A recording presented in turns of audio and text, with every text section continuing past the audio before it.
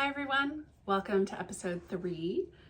My name is Robin. I am the dyer and crazy person behind Pirate Robin, where we dye predominantly, one of these days that's going to change, but today predominantly cotton floss for cross stitchers, embroidery, or friendship bracelets. Let's bring those back, that, and as well as yarn. I'm a knitter. I would say that's maybe my main thing that I do. I also crochet. I also cross stitch. But yeah, where we do it all. This is where I welcome you into my my basement, my 100-year-old basement, and you come along and join me while I do some dyeing. My goal for you is to try new things. And if these videos help you go, you know what? I think I want to try to do some dyeing. Like, this would be fun. Awesome. Like, I want that for you. I also want to mention that there are dyes that are more accessible to the general populace, and dyes that are less accessible, right? I order mine from generally directly from dye companies like Dharma and Jacquard. These are professional grade dyes. They're awesome. The dyes, and some of these, I would say Jacquard exists in university, like art studio, like art supply stores, or just like, your university store. Wherever they buy their art supplies, it's probably gonna have some Jacquard dyes.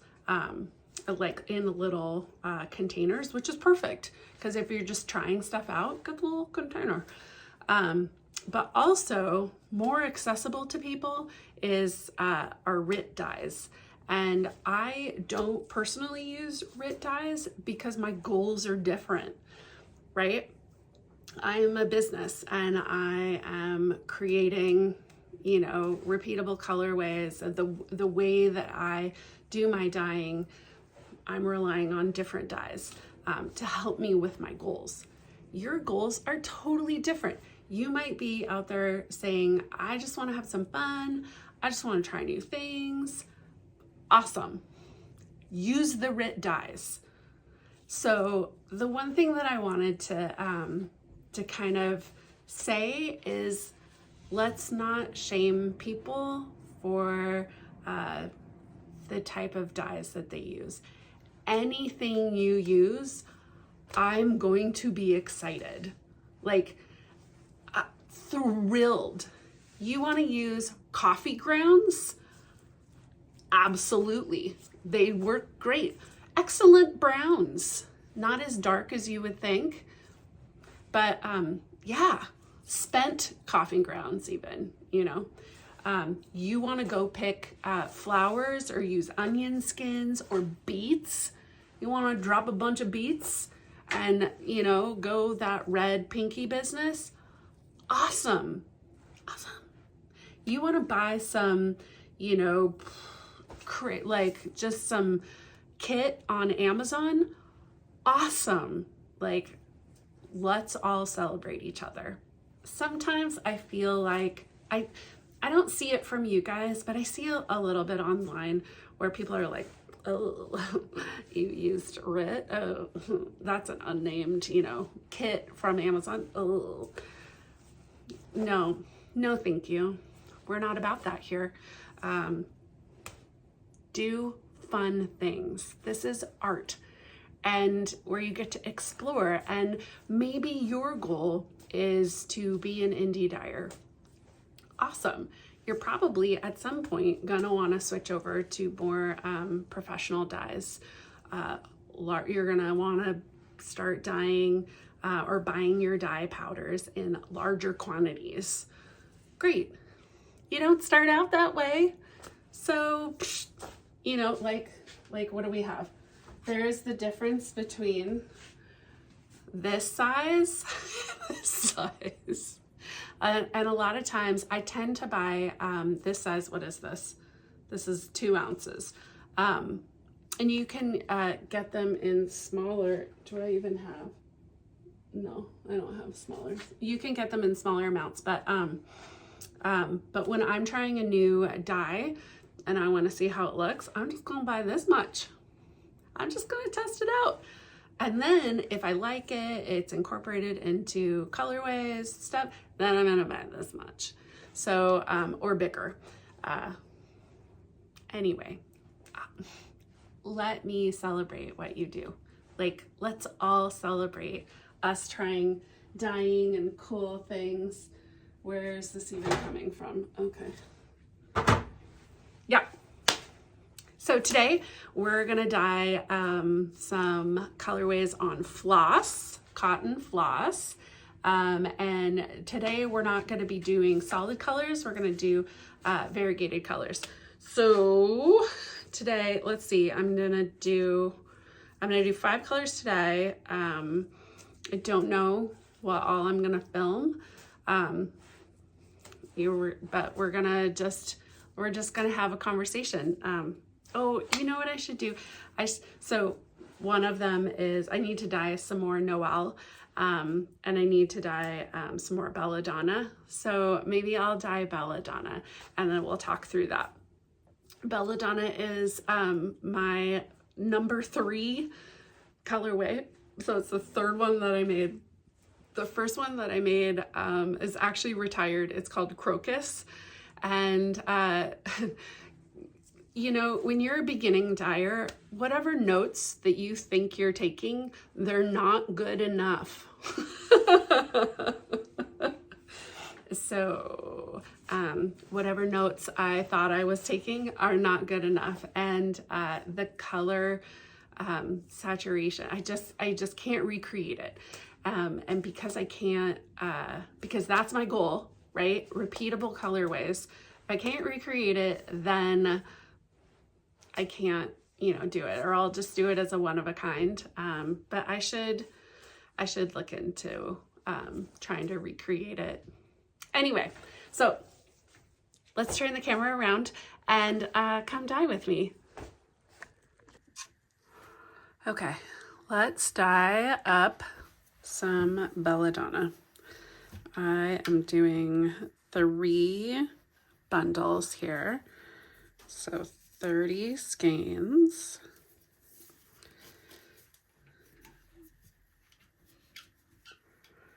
And I'm gonna spread it out so that I know where the knots are for where I tied the skeins together. And then also I'm gonna minimize, I guess I would say, the folds. What's amazing is how easily something like a knot or a zip tie will prevent dye from coming through. It truly is amazing. So see how I'm kind of spreading it out. I want to do 1 layer and how this is folded over. Now, if I were to dye just here, you're going to have a white spot. It's going to resist part. And so we have to make sure to move this and get the dye in there. But you would think, and when you dye it, like, you know, when we actually start dyeing, it seems like it couldn't possibly, you know, still be white, and yet it is, because cotton's, you know, pain in the butt. I love to use stainless steel or metal, because if you're using, because it allows you to use dry erase markers. So I split this colorway into 4 sections, and so I can use, you know, I can use dry erase markers and go like so. Now this is not quite even, and I'm okay with that because this color is around the corner, right? Is around the loop. So it is actually going to be a little bit longer color section than this piece right here. So I think of that, you know, when I'm designing new colorways, or, you know, I think about speckles or something, you know, crazy, you know, I think, well, how are you guys going to use it? Okay.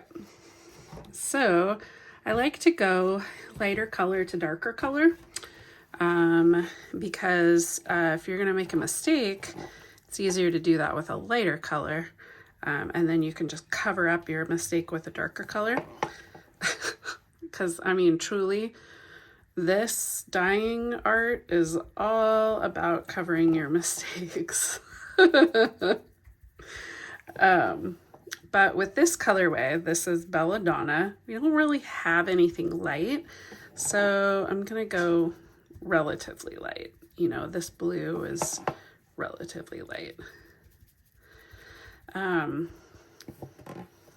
This painting on technique that I'm using is, well, when I came to through experimentation, and I kind of a fan of the squirt bottle technique because, right, as a kid, I dyed shirts. I did tie-dye. And so it's pretty easy, pretty nice to use squirt bottles there. And so I was thinking I could do the same here, but I never really found like a hole opening that I liked. Like it came out too slow or too fast. I didn't find my just right moment. Now, notice how I have this little line right here. I leave that to the end because I want to make sure, well, color transitions, you know, you have the opportunity of not noticing that you haven't pushed down and really gotten color in the transition sections. Maybe the dye will just kind of wick up to one side and then you'll think you got it, but you didn't really. And then there's, see these little white guys, right? You can barely see that. It's a little like a white spot. So, yeah. So I just kind of leave that to the end, reminding myself, hey, you gotta go over this section. Okay, so I'm gonna move this zip tie, if you can see that here. It looks awkward. It is awkward. And I'm really getting in there. Now we're gonna flip this over and I'm really gonna get in there again. And then see how this little dark spot, it's kind of, it's a lot.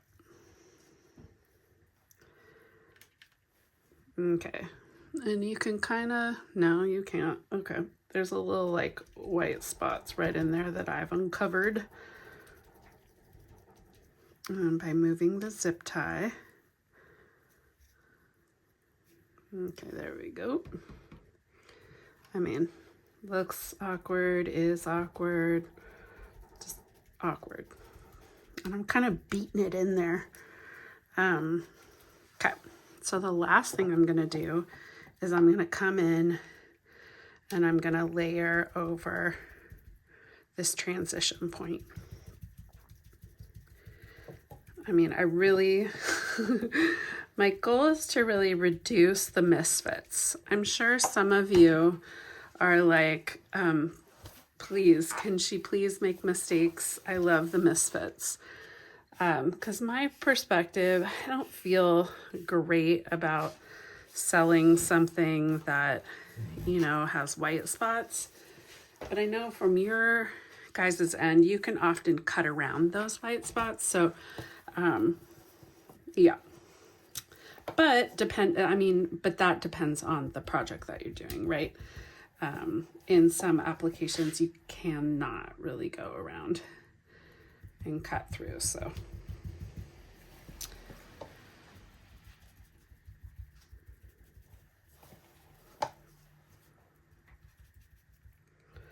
Other thing I'll say here is colors look darker when when they're wet, when they're painted on here, than they will at the end when they're dry. And so there's been a lot of times that I'll look at something and I'll think, ugh, that shade of color is just not quite right. I am not liking that. And then I'll have a totally different feeling after I see it dry.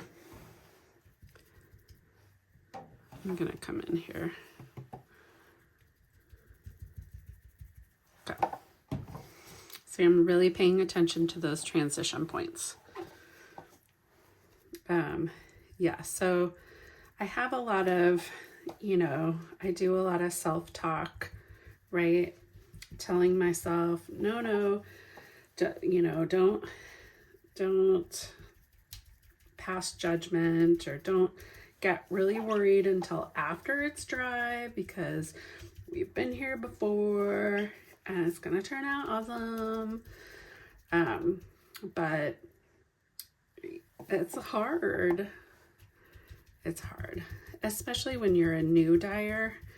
I feel like when I was a new dyer, I don't know, I had more expectations, or not expectations, but like plans. I want to have that shade green, as opposed to kind of testing and exploring and going from there, because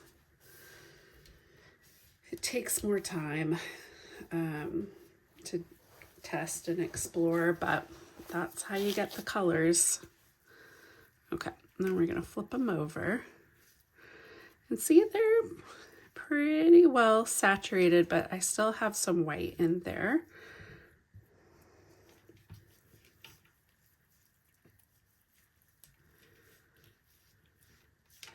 And I'm being careful to kind of line up the color changes.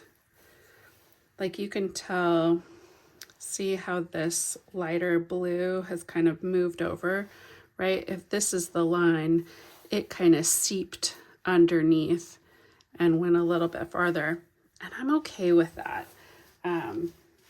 The lines are never going to be sharp.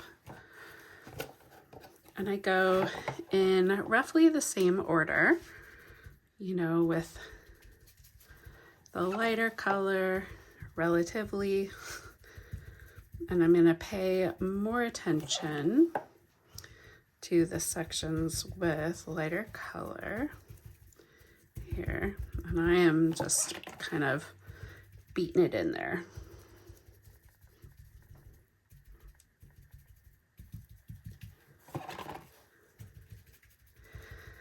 The other thing that I do to test is notice how most of the dye has been used up.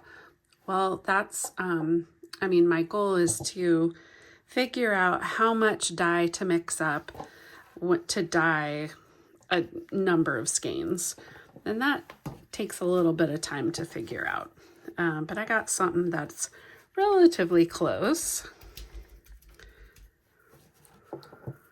A lot of times I'll have a little bit of dye left over, but not a ton. So I'm okay with that. I'm going over this corner again because of all the spots to have white. That's it. So we're kind of super saturating this.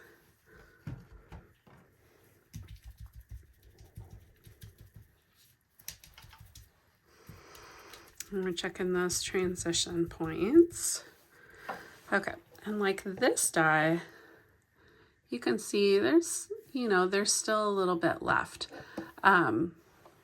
One dyer that makes U-tubes, Chemnitz, she uses like a skein, I can't remember what she calls it, but it's like, she uses the left and just pours the leftover dye onto this excess skein, this kind of leftover skein, which I think is a really cool idea. And I was thinking about ways to kind of incorporate that. With cotton, it's a little weird. I don't know, like, it might be too weird, but, you know, I should try it because it's definitely good not to have a ton of waste. And this, these fiber reactive dyes, the dyes for cotton and plant fibers, they're not shelf stable. They're gonna last a couple days at this strength of color, and then they're gonna start to fade. And because, right, my goal is, you know, consistent, repeatable colors, well, that I don't get. So, okay, so the last thing I do, I don't know if you can see it. Let me scooch these forward.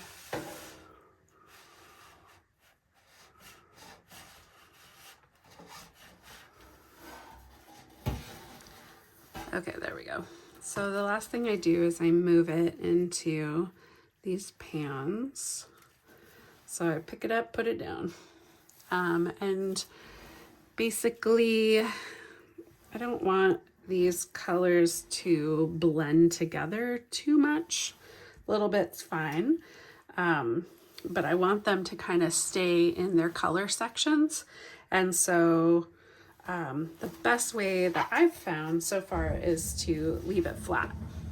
So then we will set this over on the shelf and it'll go overnight, and then we'll rinse it tomorrow. But you know, the other thing is, like, look at this excess color. Doesn't that look so good? Yeah. And oh, you know, I think this is truer to the color, to what Belladonna is at the end. Yeah, like if we smeared something Belladonna, this like leftover dye, I wonder. I mean, it would just have a ton of white, but it just looks so cool. Okay, well, guys, have an excellent day, and definitely share with me the projects that you're working on, and especially if you start trying to dye things or just experimenting with color. I think that's awesome.